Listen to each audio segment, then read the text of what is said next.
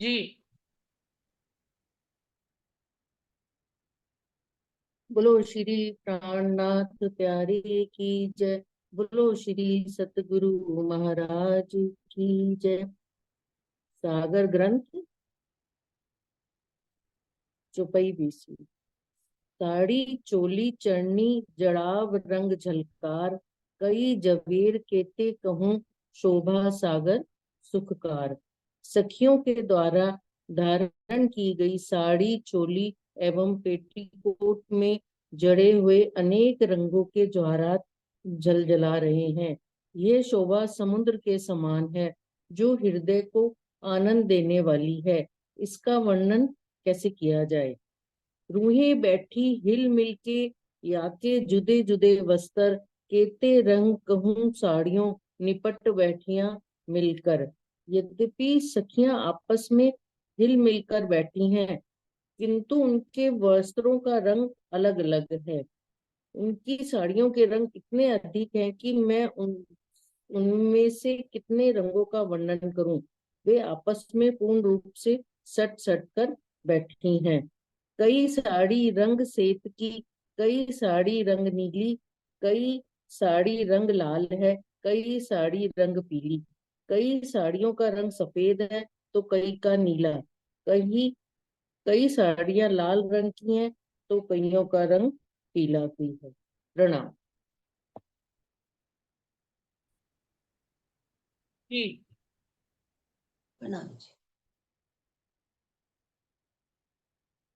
एक लाल माहे कई रंग, और कई रंग नीली माहे, कई रंग पीली, कई सेत में, कई रंग क्यों कहूँ जुबाए। लाल रंग वाली साड़ियों में अनेक रंग छिपे हुए हैं। इसी प्रकार नीले रंग की साड़ी में बहुत रंग छिपे पड़े हैं। पीले और श्वेत रंग की साड़ियों में भी कई रंग छिपे हुए हैं। साड़ियों में इतने रंग है कि मैं उनका वर्णन यहाँ की जिह्वा से कैसे करूं। मैं नाम लेत रंगों के कहूं केते लाल माहे एक, एक नाम नीला कहूं माहे नीले रंग अनेक। यदि मैं साड़ियों के रंगों का नाम लेना प्रारंभ करूं तो एक ही लाल रंग में अनेकों प्रकार के लाल रंग निकल आते हैं। इसी प्रकार यदि मैं नीले रंग का वर्णन करना चाहूं तो उसमें भी बहुत से नीले रंग निकल आते हैं। भावार्थ, जब इस संसार में एक एक रंग में अनेकों प्रकार के उस रंग के भेद शेड होते हैं, तो परमधाम के रंगों के विषय में क्या कहना। और पढ़ना। आप शुरू करें। हाँ, प्रणाम सुंदर साथ जी। इन विध कई रंग वस्त्र, ते बरन क्यों जाए। तीन में भी जुदिया नहीं, सब बैठिया अंग मिलाए। इस तरह से कई रंग के वस्त्र है, जिनकी शोभा वर्णन करने में आती। फिर सब सखिया अंग से अंग लगाकर बैठी है, उनमें कोई अलग नहीं है, तो उनकी साड़ियों का रंग कैसे बयान करे। अनेक रंग साड़िया माहे कई, बिरखी बेली तात। फल फूल रकस कटाव कई, ताते बन्यो न जात। अनेक रंग की साड़ियां में कोई तरह के वृक्ष बेल पत्ते फल फूल नक्शा आदि कटाव बने हैं, जिससे उनका वर्णन करना संभव नहीं है। प्रणाम जी। जी। प्रणाम जी। कई रंग काहू वस्त्रों, कई काहू जवेरो रंग, इन विध रंग अनेक हैं, ताके उठे कई तरंग। कई तरह के वस्त्रों के रंग काहू या कई तरह के जवेरातों के रंगों का वर्णन करूं। इस तरह के अनेक रंगों की शोभा है, उनकी भी कई तरह की तरंगे उठती हैं। कई किरणें उठे कंचन की, कई किरणें हिरन, पांच पाने मोती मानिक, किरणें चाय में कहीं जवेरन। उनमें कई किरणें तो कंचन सवरण की है, तो कई किरणें हीरो की उठती हैं। पांच पन्ना मोती मानिक आदि जवेरातों की किरणों की गणना कहीं ही नहीं जा सकती। प्रणाम।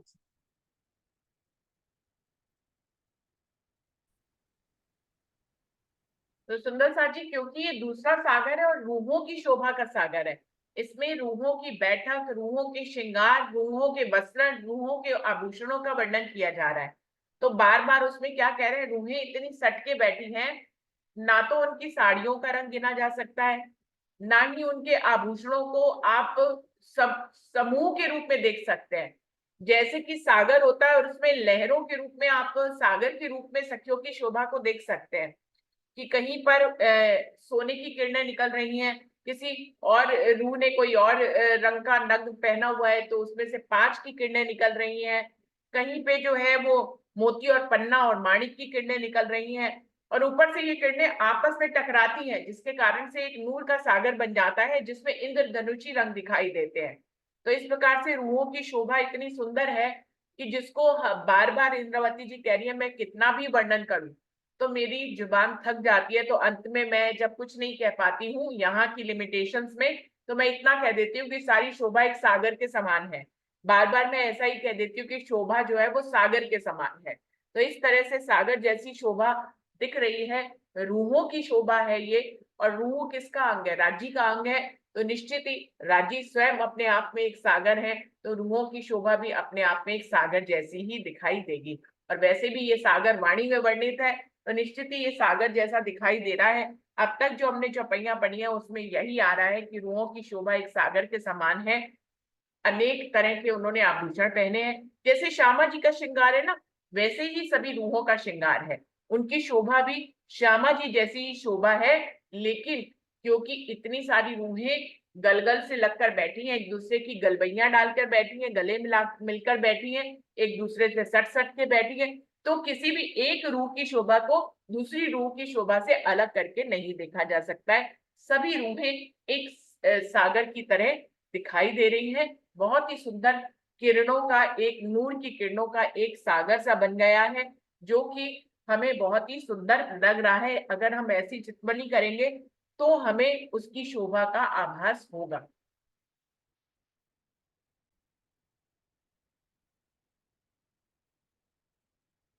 29 चौपाई प्रकरण 2।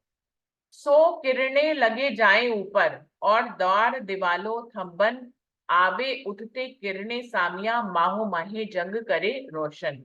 ये किरणें ऊपर चंद्रमा से टकराती हैं और यहाँ तक कि वे इस गोल हवेली के मंदिरों के दरवाजों, दीवालों और थंबों से भी टकराती है। पुनः वापस लौटकर उठने वाली नई किरणों से जब टकराती हैं तो ऐसा प्रतीत होता है कि वे शुद्ध युद्ध कर रही हैं। इस प्रकार वहां अलौकिक प्रकाश सुशोभित होता है।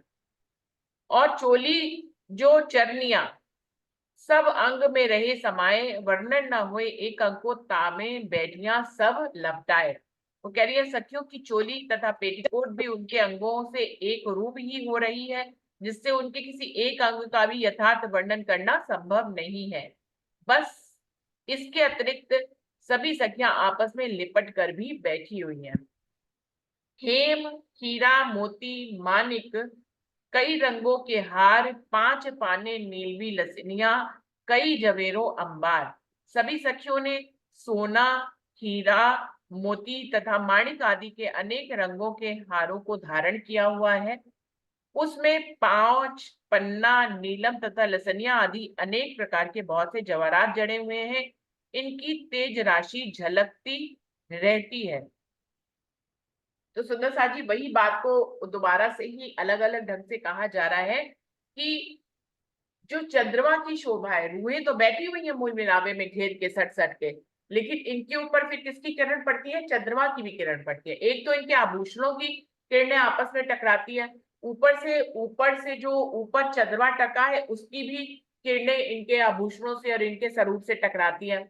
ऊपर से इनकी किरणें जो है परमधाम में मूल मिलावे में जो दरवाजे बने हैं, जो थंब बने हैं, उनके वो भी नूरी और कई जवाहरातों के उनसे भी इनकी किरणें टकराती हैं। तो कह रहे हैं कि एक हुजूम, मतलब एक गुच्छा कह सकते हैं नूर का, वहां पर एक ऐसा रंगीन समा बन जाता है कि उस नूर में आप डूबते चले जाएंगे।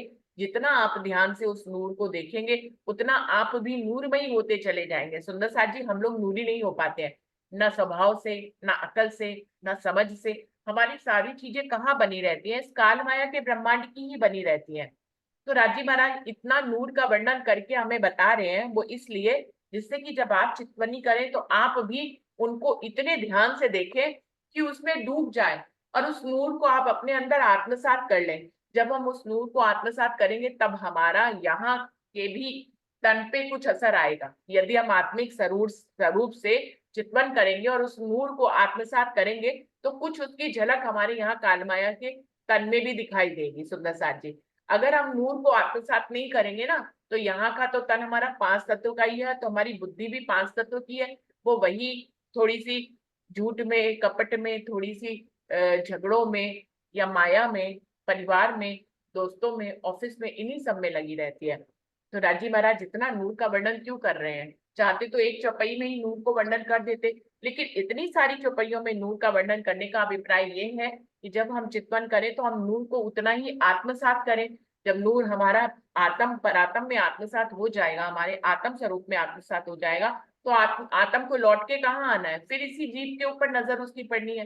तो जब आत्म नूर को आत्मसात कर लेगी तो अपनी नूरी नजर जब वो यहाँ आएगी और इस 5 तत्व के तन को देखेगी तो वो नूरी नजर से देखेगी ना सुंदर साथ जी। और जब वो नूरी नजर से देखेगी तो उसका नूर की नजर से हम भी थोड़े से ओतप्रोत हो जाएंगे। 5 तत्व वाला हमारा जीव भी कुछ नूरी हो जाएगा। तो जब जीव नूरी होएगा तभी हमारी बुद्धि भी कुछ नूरी होएगी। तब छन छन के जो हम तक थोड़ा सा नूर आएगा तब हम थोड़े से आगे को बढ़ेंगे सुंदर साथ जी। तब हम थोड़े से नूरमयी होएंगे, तब हम थोड़े से माया से दूर होएंगे। तो इसलिए नूर को आत्मसात करना बहुत जरूरी है और अपने आत्म स्वरूप से नूर को आत्मसात करें, जिससे कि जब फिर जरूरत इस कालमाया के ब्रह्मांड में हो तो हमारा जीव और हमारे पास भी थोड़े से नूरी हो जाए और हमारी बुद्धि का स्वरूप भी थोड़ा सा नूरी हो जाए। और अगर हमारी बुद्धि नूरी हो गई, हमारी समझ नूरी हो गई, तो फिर हमारे दिल में किसी भी तरह के कोई झगड़े नहीं रह जाएंगे, कोई वाद विवाद नहीं रह जाएगा, कोई संशय नहीं रह जाएंगे। हमारे दिल में मीठा प्रेम जो है जागृत हो जाएगा। क्योंकि नूर किससे बना है? नूर जो है वो राजी महाराज से बना, और राजी महाराज के नूर में जो है इश्क समाया हुआ है। अगर हम नूरी हो गए तो फिर हम इश्कमय भी हो जाएंगे, क्योंकि नूर और इश्क कनेक्टेड है परम धाम में। तो जब हम नूरमयी होने लग जाएंगे, हमारी बुद्धि नूरमयी होने लग जाएगी, तो हमारी कालमाया की बुद्धि थोड़ी थोड़ी खत्म होने लग जाएगी। और जब हम नूरी बुद्धि में आ जाएंगे, हमारी समझ नूरी हो जाएगी, तो कहीं ना कहीं हम प्रेम या इश्कमयी होने लग जाएंगे सुंदर साथ जी। तो इस तरह से हमें नूर को इतनी बार बताने का अभिप्राय इंद्रावती जी का यही था। आगे की जी। प्रणाम जी। शोभा अनंत है भूखनो, स्वर बाजत हाथ चरण, मीठी बानी अति नरमाई, खुशबोए और रोशन। सुंदर साथ के द्वारा धारण किए हुए आभूषणों की शोभा अनंत है। ये सुगंधी और प्रकाश से भरपूर है। हाथों और पैरों के हिलने पर इनसे बहुत मीठी और कोमल वाणी का स्वर फूटा करते हैं। परमधाम के आभूषण चेतन है। ये इच्छा मात्र के बिना हिले डुले भी मधुर स्वर छोड़ने में सक्षम है। हिलने पर स्वरों का निकलना यहाँ के भावों के अनुसार कहा गया है। मतलब हम इच्छा नहीं भी करें तो भी उनके मधुर स्वर आभूषणों से निकलते हैं। और जो पहले चौपाइयों में नूर की बात आप बता रहे हैं, उसमें नूर तत्व से जुड़ने के कारण हम जड़ जो यहाँ के तत्व हैं उनसे हमारी दूरी होती चली जाती है, क्योंकि हमारा हर चीज में जब हम परमधाम की नूर शब्द को नूरमयी उनके वातावरण से जुड़ते हैं तो यहाँ की चीजों से हमारा जो उसकी महिमा है, जो उसका है, वो कम हो जाता है, और नूर तत्व से हमारा रुझान होने के कारण हम परमधाम से धीरे धीरे जुड़ते चले जाते हैं। ये भाव समझ में। हाँ जी, हाँ जी। वस्त्र भूखन सब अंगो, क्यों कहूँ केते रंग, एक एक रंग के अनेक रंग, तीन रंग रंग कई तरंग। सखियों के सभी अंगों में वस्त्र और आभूषण सुसज्जित हैं। उनके इतने रंग हैं कि उनका वर्णन करना बहुत कठिन है।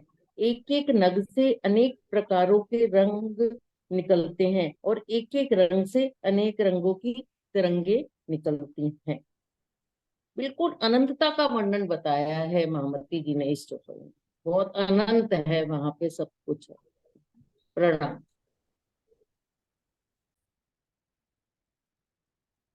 सुंदर साथ जी, प्रकरण 2 34 चौपाई।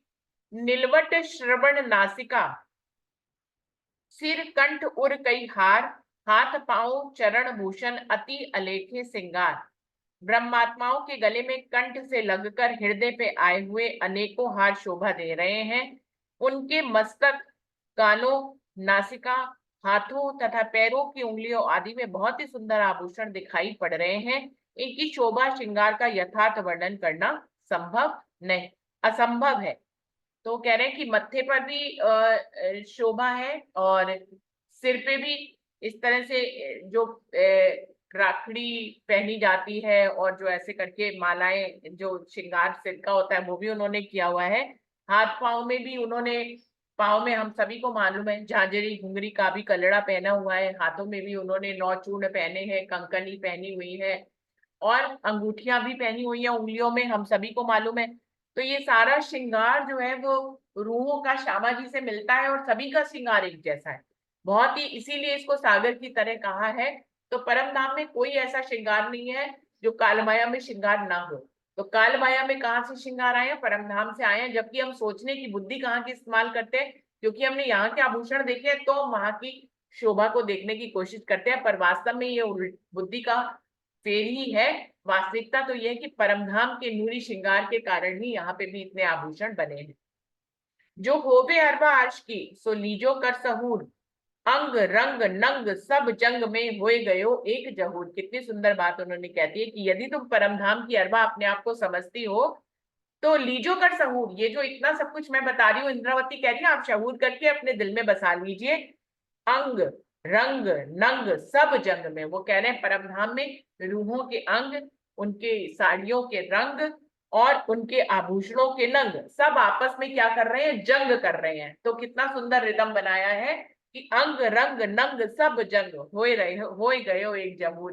परमधाम में सभी की शोभा आपस में जंग कर रही है, युद्ध कर रही है, जिसके कारण से एक समूह की सुंदरता वहां पर प्रदर्शित होती है। जो भी परमधाम की ब्रह्म सृष्टि हो वह इस ज्ञान का चिंतन कर आनंद का रसपान करे और सखियों के अंगों की शोभा तथा वस्त्रों एवं आभूषणों में जड़े हुए नगों के रंगों से निकलने वाली किरणें जब आपस में टकराती हैं तो ऐसा प्रतीत होता है जैसे ये युद्ध कर रही हैं। इस प्रकार वहां चारों ओर एक ही नूरमयी सौंदर्य की झलकार हो रही है। मामत कहे बैठिया देख कर हक हसत है हम पर, कहे देखो इन विद खेल में भेलियां रहे क्यों कर। कितना सुंदर कहा। राजी महाराज के सामने हम लोग ऐसा सट सट कर बैठे हैं और राजी को कह रहे हैं कि हम बिल्कुल नहीं भूलेंगे, हम अपना इश्क साबित करके रहेंगे। अब राजी दिल ही दिल में मुस्कुरा रहे हैं। क्यों मुस्कुरा रहे हैं? क्योंकि उनको मालूम है हम सब यहाँ भूलने वाले हैं। उनको तो खेल के बारे में पहले से ही पता था, वो तो ये खेल बनाते ही थे अपने हुक्म से, हमें नहीं पता था, हम कभी इस खेल में नहीं आए थे। तो हमने कितने अपने आप को दावे कर लिए वहां घमंड में, हम वायदत में थे, हमें पता ही नहीं था कि हम अपनी वायदत की बुद्धि को भूल जाएंगे। तो हमने कैसे कैसे वादे कर लिए राज्य से, हम तुम्हें नहीं भूलेंगे, हम आपस में एक दूसरी सखी को नहीं भूलेंगी, हम एक दूसरे को पहचान लेंगी और हमारा इश्क कम नहीं होगा। और राजी महाराज हमारी ऐसी बातों को सुनकर और हमारे बैठने के एक्शन को देखकर कि ये लोग कह रही है कि भैया तू भूले तो मैं जगा दूंगी, मैं भूली तो तू जगा दूंगी, और चलो गलबैया डाल के सट सट के बैठ जाती कि हम जुदा ना हुए। तो आप कितना भी परम धाम में सट के बैठे हो, खेल में आकर तो सूक्ष्म स्वरूप से आना है, सब जुदा जुदा हो गई। हमारे तन आज भी सट के बैठे हैं सुंदर साथ जी, तन में आज भी जो इस इतने सट के बैठे कि उनके अंदर उंगली नहीं जा सकती, लेकिन उन तनों के सटे होने से क्या यहाँ पे कोई फर्क पड़ रहा है? यहाँ पे कोई फर्क नहीं पड़ रहा। हम आज भी अलग अलग शहरों में हैं, पहचान नहीं पाते हैं कौन ब्रह्म सृष्टि है, ये भी नहीं पहचान पाते। इवन सुंदर साथ को ये भी संशय रहता है, इस तरह के प्रश्न भी आते हैं कि हम ब्रह्म सृष्टि है या नहीं है। तो सुंदर साथ जी, हमें अपनी ही ब्रह्म सृष्टि होने पे संशय है, तो हम दूसरे को ब्रह्म सृष्टि की नजर से कैसे देखेंगे? सुंदर साथ जी, एक ही नुस्खा है जो मैं बताना चाहूंगी कि आप खुद को जब ब्रह्म सृष्टि मानेंगे तभी आप दूसरों को भी ब्रह्म सृष्टि की नजर से देख पाएंगे। आपको हर एक के अंदर ब्रह्म सृष्टि दिखाई देगी यदि आप खुद के अंदर देखें। अब सबसे पहला कदम ही गलत हो जा रहा है कि हम ब्रह्म सृष्टि हैं या नहीं, तो फिर हम दूसरों में ब्रह्म सृष्टि के भावों को कैसे देखें? तो सबसे पहले स्वयं को ब्रह्म सृष्टि माने, और जब आप स्वयं ब्रह्म सृष्टि मानेंगे खुद को, तो आपके अंदर वैसे लक्षण पैदा होंगे और आप उन लक्षणों को फिर रहनी के रूप में उतार कर दिखा पाएंगे। तो क्या कह रहे हैं श्री महामती जी? कहती है कि हे सुंदर साथ जी, इन हम सबको इस प्रकार सट सट कर बैठे हुए देख कर धामधनी हंस रहे हैं, मजा ले रहे हैं अंदर ही अंदर। क्यों? और कह रहे हैं कि यहाँ पर तो ये इस प्रकार बैठी हुई है, किंतु देखना यह है कि माया के खेल में जाने पर ये किस प्रकार इकट्ठी रहती है। तो परम धाम में तो हम आज भी सटके ही बैठे हैं और अलग नहीं है एक दूसरे से, लेकिन हम माया की बुद्धि में आ गए, यहाँ हम अलग अलग हो गए, हमें जरूरत पड़ रही है जूम मीटिंग में मिलने की है ना? अभी हमारे तन सब कितने दूर है एक दूसरे से, बहुत दूर है। ठीक है, फिर भी हम अपने सूक्ष्म स्वरूप, अपने प्रतिबिंब के स्वरूप से, अपनी फोटो से हम यहाँ पर फिर भी एक दूसरे के करीब आ रहे हैं, ये एक अच्छी बात है। तो अभी हम जैसे जूम मीटिंग के माध्यम से करीब आ रहे हैं, ऐसे हमारे दिलों को भी एक दूसरे के करीब होना होगा, तभी हम अपनी जो वादा करके आए थे परमधाम में राज्य से, और उनकी उम्मीदों पर हम खरे उतर पाएंगे। हाँ, राज्य को तो इसलिए हंस रहे हैं, राज्य को तो मालूम ही था कि हम जुदा हो जाएंगे, हमें नहीं मालूम था, तो हम अपनी कोशिशों में वहां पे भी लग गए थे। तो हमें अपनी कोशिशों को यहाँ पे भी छोड़ना नहीं है, अपनी बुद्धि को नूरमयी करना है, और अपनी समझ को जब हम नूरमयी कर लेंगे तो हमारी समझ जो है वो प्रेममयी हो जाएगी, इश्कमयी हो जाएगी, और जब हम इश्कमयी हो जाएंगे तभी हम स्वयं को ब्रह्म सृष्टि देखेंगे, तभी आप सब में भी ब्रह्म सृष्टि दिखाई देगी उस सुंदर साथ को जो स्वयं को ब्रह्म सृष्टि देख लेगा। तो यही सुंदर भाव है इसमें सागर के दूसरे प्रकरण में, जो रूहों की शोभा है। रूहों की शोभा का मतलब समझ रहे सुंदर साथ जी? ये हमारी शोभा है, इसको बड़े गर्व से लीजिए कि ये किसकी शोभा है? ये हमारी शोभा है। जो सागर आज आपने पढ़ा है वो हमारी शोभा का सागर है अभी। और सबसे बड़ी बात देखिए, सब सागर एक ही प्रकरण के रूप में है, सिर्फ रूहों की शोभा का सागर ही दो प्रकरण के रूप में है। अभी कल से पढ़ेंगे ढाल दूसरा, इसी सागर की दूसरी ढाल। तो सिर्फ रूहों की शोभा को ही उन्होंने दो प्रकरण में विभाजित करके वर्णन किया है, बाकी सब सागरों को उन्होंने एक ही प्रकरण में वर्णन किया है, लेकिन रूहों की शोभा को दो भागों में डिवाइड करके वर्णन किया है। तो अभी तो हमारे श्रृंगार का वर्णन हुआ है, इस पहले भाग में हमारे श्रृंगार का वर्णन हुआ है। तो ये श्रृंगार जो है वो किसका वर्णन हो रहा है सुंदर साथ जी? अगर इसी भाव में गहराई से चले जाएं, ये श्रृंगार मेरा है, ये श्रृंगार हमारा है, हम रूहों का श्रृंगार हम पढ़ रहे हैं, तो हमें ऐसे ही श्रृंगार में रहना है जहां रूहें एक दूसरे से जुदा नहीं होती है ना, सट सट के लग जाती हैं। जैसे हमारे दोनों हाथ की मुट्ठियां एक दूसरे में मिलकर ऐसे उंगलियां लिपट जाती हैं और एक दूसरे से जुदा नहीं होती, बिल्कुल ऐसे ही हमारा स्वभाव होना चाहिए सभी सुंदर साथ के प्रति। उतना ही प्रेम होना चाहिए कि ऐसे एक हो जाए, दो अलग अलग हाथ होते हुए भी एक ही हाथ है, ऐसे ही हम सब रूहें अलग अलग होते हुए भी एक रूप हो जाए, एक प्रेम में हो जाए, एक इश्कमय में हो जाए, एक वायदत और एक नूरी हो जाए, तो कितना सुंदर होगा, हमारी शोभा कितनी ज्यादा। परम धाम में तो है ही है जिसका वर्णन हो रहा है, तो काल माया के ब्रह्मांड में भी हमारी शोभा दुगनी तिगनी और चौगनी हो जाएगी, और हम कहीं ना कहीं और भी ज्यादा शक्ल की सुंदरता से कुछ नहीं होता सुंदर साथी, दिल सुंदर होना चाहिए, हमारे दिल में प्रेम होना चाहिए, तो वो प्रेम जो है वो चेहरे पे दिखाई देने लग जाता है। तो हमें कैसा प्रेममयी होना है, इश्कमयी होना है, नूरमयी होना है, वायदत स्वरूप होना है, ये हमारी शोभा के लक्षण है। जो राज्य महाराज बता रहे हैं। अगर हम इन लक्षणों को अपनाते हैं तो हम अपनी शोभा को अपना रहे हैं, हम अपनी परम धाम की शोभा में पहुंच रहे हैं। जितना जितना हम इन लक्षणों को अपने अंदर आत्मसात करते चले जाएंगे ना सुंदर साथ जी, उतना ही हम रूह की शोभा को दृढ़ता से लेते चले जाएंगे कि और हम कह पाएंगे कि मैं परमधाम की रूह में, ये मेरी शोभा है, वाहिदत में रहना मेरी शोभा है, मेरा दावा है। रूहों से प्रेम करना और अपने दिल को इश्कमयी प्रेममयी बनाना, ये मेरा दावा है। मुझे प्रेममयी होना ही है, हम आपस में सब एक दूसरे से प्रेम करें। तो इस तरह की बात यहाँ पर कही जा रही है और हमारी शोभा तो बहुत सुंदर है सुंदर साथ जी। अब हम इस शोभा को कब धारण करते हैं, ये हमारे ऊपर है। तो आज यहीं पे समाप्त करते हैं सुंदर साथ जी। बोलिए श्री प्राणनाथ प्यारे की जय, बोलिए श्री सद्गुरु महाराज की जय, महाराज की जय, सर्व सुंदर समस्त साथ सुंदर की साथ जय, की जय, पन्ना पन्ना धाम धाम की की जय। जय। प्रणाम जी, सभी सुंदर साथ जी को प्रेम प्रणाम जी। प्रणाम जी, प्रणाम जी। प्रणाम जी, कीर्ति जी, प्रणाम जी। सभी सुंदर साथ हमारी जी की सेवा तो चल रही है,